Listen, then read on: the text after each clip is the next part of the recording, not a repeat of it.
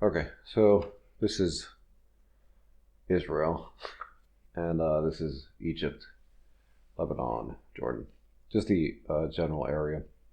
So there's so many claims about everything that's going on, and I feel like I feel like nothing is getting debunked when it should be, and then even if it is, it keeps getting repeated, and it's like a shit throwing contest where if I throw shit in your face, then you take the shit and throw shit in my face, then we're not addressing the shit being thrown, basically. So we need to, that's a really bad example. But anyway, you need to accept some of the arguments someone else is saying so that you can come to truth. And I know that's very controversial, not controversial, but it's not something people do these days. But I want to focus on something. So let's say you have all of these claims. These are claims about something. So let's say these are claims about Israel. And there's a lot of them. And then, based on these claims, you deduce this thing, which is a really large claim. And let's call it the genocide claim. So this one is a massive blob that is based on these individual claims, and some of them are, bigger claims than others, but the overall sum of it is this. So when you start looking at this, and let's say that I will look at this claim, and I'll say that's not true. Then somebody will say, well, look at all of this shit right here. Look at all of this stuff. And then this blob still remains. This debunking this claim had no effect on this blob. It should, but it doesn't. So then there's so many claims. Like there are hundreds and hundreds of them and different versions of it and different kinds of iterations of the same claims. Like back in the day, it was that because Jews use human sacrifice Christian children in blood rituals, then that means that this blob, which is that the Jews are evil and they need to be hated and killed, is true, right? But then, based on that one thing, if I say, well, that isn't true, it's really easy to say, well, this blob isn't true. But when there are this many claims, I say this isn't true, then somebody's like, well, that doesn't matter. There's 1,000 other claims, so it doesn't affect the blob. So then I go to this one, and I say, well, that's not true either. Well, it doesn't matter, because the first one's already forgotten, because I may be talking to a different person, and the other person doesn't know about this, so their perspective is, well, whatever, this one little thing wasn't exactly true, but look at all this other stuff. This blob is still here. So it becomes like a whack-a-mole of just not stupid, annoyingness and stuff. It just becomes really convoluted, and there's no point, and still people are claiming this blob. So what a person can do is, because they have to do it themselves, so you can't do this for other people, which is a real shame, because it would be nice if you could, like, it takes integrity to admit that you're wrong. But if a person doesn't have any integrity, then it doesn't matter what you do. The game they're playing is that they want to be liked. The no one likes you phrase is basically the basis of the mob mentality. So they're not playing the game of I want to be right or I want to be correct. They're playing the game of I want to be liked and I want to be angry, or I want to feel stuff and I want to hate things, and I want to export my internal issues and whatnot. So then you can't force someone to do it. But what you can do yourself is that you can take all of this. So this one's too big to deal with, basically, because it relies on all these. It doesn't rely on all of these, but it is supported by all of these little claims. The genocide, for example. So if you start by this, it doesn't change the fact that people are angry because of all of these things, and it means that you can try to say that, well, genocide is defined, and then people start fabricating stuff. And let's say that this one here is true, and it's quite a serious offense. Let's say it is a war crime committed by a Jewish soldier, and it is 100% accurate to say that this it has happened, it will happen, and it is true. So then you have this. I want to add this to the mix as well. So put in a couple of them. So a couple of these are true claims, and I'll actually I'll try to keep color coded so that I can think as well. So a couple of these are true, but the majority of it is bullshit. So what you can do is you can take this entire set of data that you have and you look at them randomly. So let's say that you will look at this one, this one, this one, and this one, and this one, because we can go through all of them, but it's going to take, let's say, 5 years of research, basically, because you need to verify a lot of things. All of these are also reliant on some other things.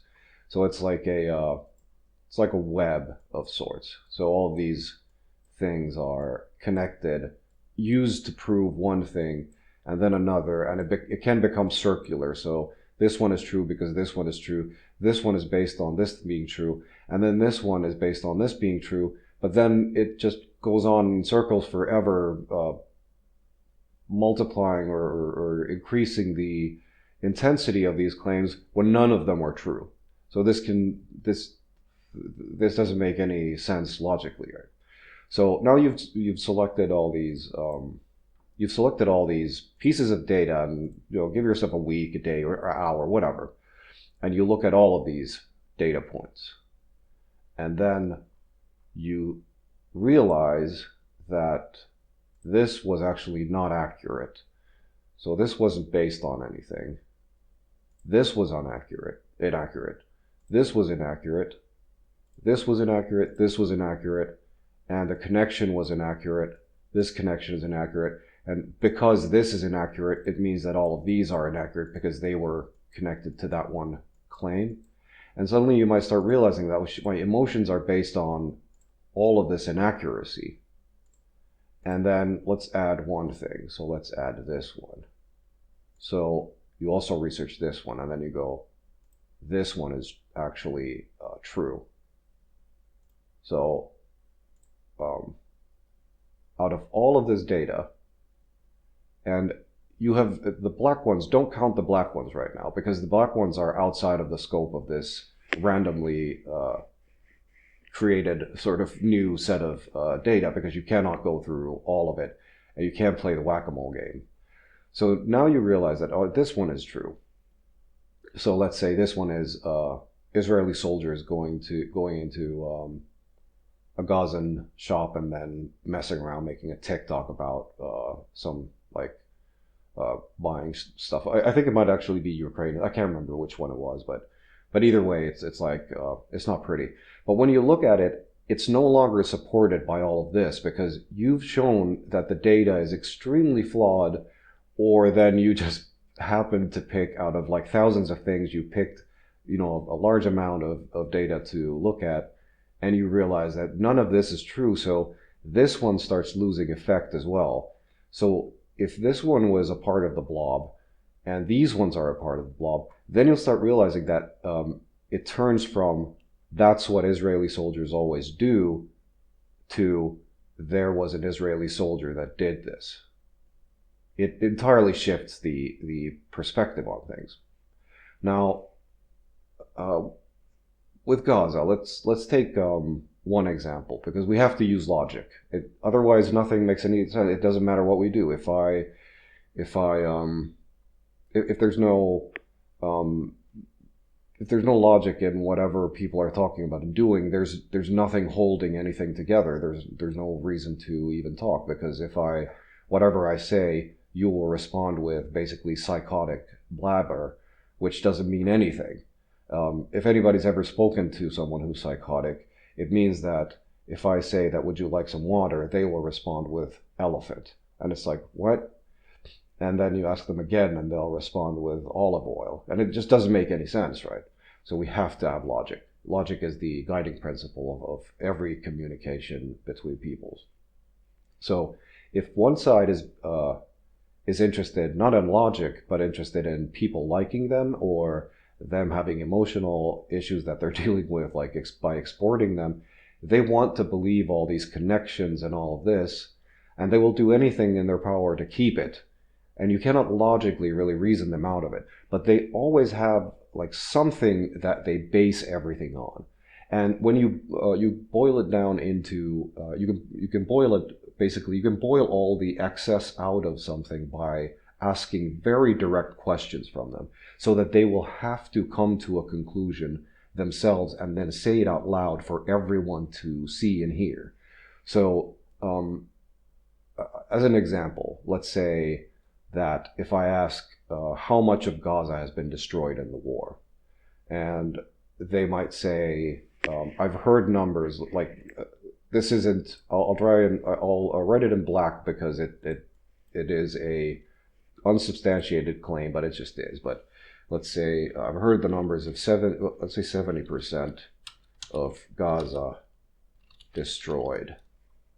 So this is a claim that I've heard a lot. And people add this to the blob and this blob is that Israel evil. And that is the entire context of the blob. Or that is the sum of all of these parts, and it adds up to Israel is evil.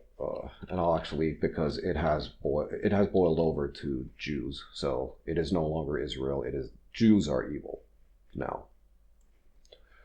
So you have a claim, 70% of Gaza destroyed, proving more that Israel is evil, right?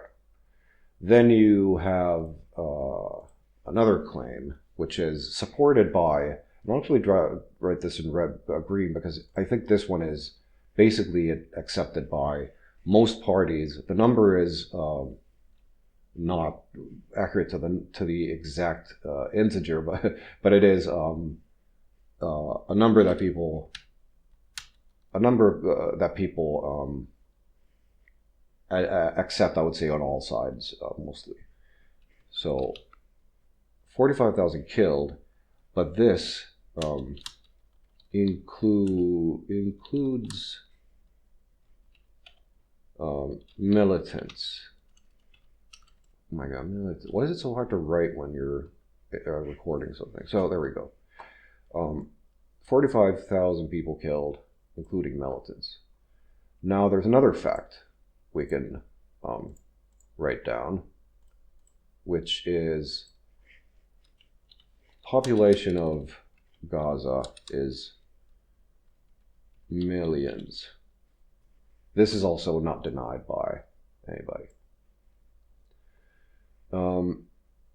And then let's add in the claim also of the genocide, which is the intentional destruction of a people. A little bit, it includes different situations, but for this, it's pretty simple to just, like, Israel is trying to kill all the Palestinians. So now when you look at this, little example, you have 45,000 killed, includes militants. Israel is saying 50-50 basically. I'll add that as well because it is quite important. It's quite important that the number is not like 10-90. So it is 50-50 basically. Claimed by Israel, and Hamas doesn't give their numbers of militants killed at all. So for this argument, it doesn't even matter. So Israel, the claim is that a genocide is happening, and it is supported by 70% of Gaza destroyed, 45,000 killed, And then an added fact is that the population of Gaza is in the millions. So in this example of just checking things out, if 70% of Gaza is destroyed right now, and Israel is trying to commit a genocide, how on earth is the death toll not of Gazans not in the tens of percentage points? So if you have destruction that is in the major cities around here, there are, I would say, let's just say there are two major cities, and they take up a lot of the room, and let's say 70% of the entire population zone is destroyed. So we don't count any deserts. There are some uninhabited or uninhabited zones here. So 70% of Gaza is destroyed. They want to kill everybody. They want to get rid of the Gazans, but the Gazans are either dodging bullets and dodging bombs like Matrix, basically. So they have some sort of ability to dodge a lot of destruction somehow. The Israelis are like severely lacking in their ability to kill people who are trapped here in this area. They just can't seem to do it. And they're doing what is the opposite of what they're trying to do. So it starts to break down. It's like, well, you're going to have to say that not only are the Israelis and Jews evil, if they're trying to commit a genocide, they're constantly, like, it doesn't make any sense. They cannot do it, and not only are they failing to do it, they're failing it so bad that it's looking like they are trying to avoid the genocide. So now this one is like, it doesn't make any sense anymore. And you're going to have to say that, well, if they cannot be doing a genocide at the same time as trying to avoid it. That's not how it works. So now you're going to have to say that either this is false, which it possibly could be, and I don't know, but I think even Israel has admitted that it is a relatively high percentage number of like buildings destroyed and living quarters destroyed, areas where people live destroyed. So this one isn't really being denied, but it can be inaccurate to some degree. So we can say that it's, let's say 50% or less. But you start to realize that it doesn't make any sense. That if you are trying to commit a genocide, you're not only failing to do it, you're not doing it poorly, you are doing the opposite of the genocide, basically. So you are bombing people, killing people to kill them all, but you are doing it in the worst possible way, and it doesn't make sense. Starvation is another one.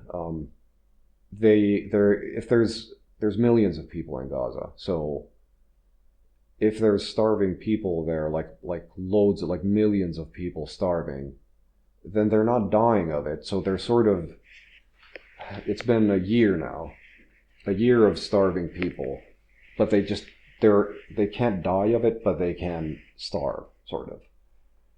So it's starting to break down. Like the entire perspective is starting to break down. So what is happening to this blob is that a really, really big part of this blob just got removed by just using logic, basically. Now, I would say that the blob of the main claim of this entire thing grows exponentially when when let's say you have one claim, the blob is very small. The Jew is evil claim is very small. It's only one blob. When you have two, I would say that it becomes this big, proverbially. When you have three, it starts to grow, right? When you have 1,000, it becomes this big. So when you break down all these little things where it was a misunderstanding, it was a misinterpretation, it was misinformation, it was disinformation, it was not what happened. All the reliant structures that were reliant on that one thing being true suddenly become false. So then that starts to exponentially decrease this entire blob. And then you suddenly start to realize that this whole premise is false. It doesn't make any sense whatsoever. So it doesn't mean that there aren't evil Jews or evil Israelis, like really nasty people, because that's how humanity works. There are, to some estimates, I think like around 3% psychopaths and sociopaths in the human population. So Israel has millions of people, so there's gonna be some nasty individuals there. Israelis put them to prison, basically. They send them away. That's their way of handling it. You cannot stop people from being fucking evil, but you can stop them from repeat offending, basically, if your society wants to. But now that this is all, let's say this is untrue now. So the Jews weren't evil after all. They might have done some like dishonorable stuff in wartime, or some things might not have been perfect, or things aren't always, better, but aren't always like in the movies. But you can say that if one side is, this much good, that they really try, and then there is a little bit of like shit there, you would rather want to have the little bit of shit on the nice thing than have it reversed. So in Gaza, there was a aid worker, and she tried to refuse to give aid to Hamas. So what happens? They live in this society where when good spawns in, they murder it. In general, like modern society, when bad spawns in, you put them in jail. In some places, you kill them. In America, like if someone commits some really bad stuff, but you can't stop either from spawning. You can't stop the bad people from spawning, and you can't stop the kind-hearted, righteous, good people from spawning. So both of these, it's like an eternal thing. And then your society and you make a choice of what you want to do. So this is basically a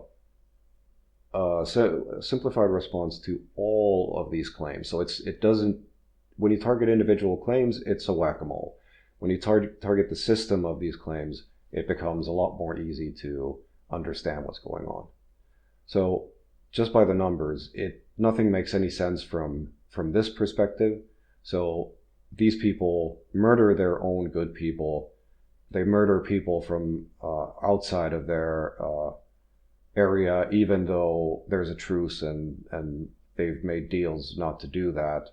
And then you have this where they have tried to, give deals and do everything, as right as they can. You can't change the past, but you can change what what you want to do, what you want to happen. So they try to limit this stuff as much as possible, but it's never going to happen perfectly. And if you choose this because there's a little shit there, then I don't really know what to say to you, So I know this won't really change anybody's mind, because like I said earlier, if your mind isn't focused on gaining a actual perspective on things, then it doesn't matter what I say unless I emotionally manipulate you or pressure you, coerce you, or somehow try to get you to change your mind in some, let's say, unsanitary way where I would underhandedly try to uphold a situation that is not realistic or in any way makes sense.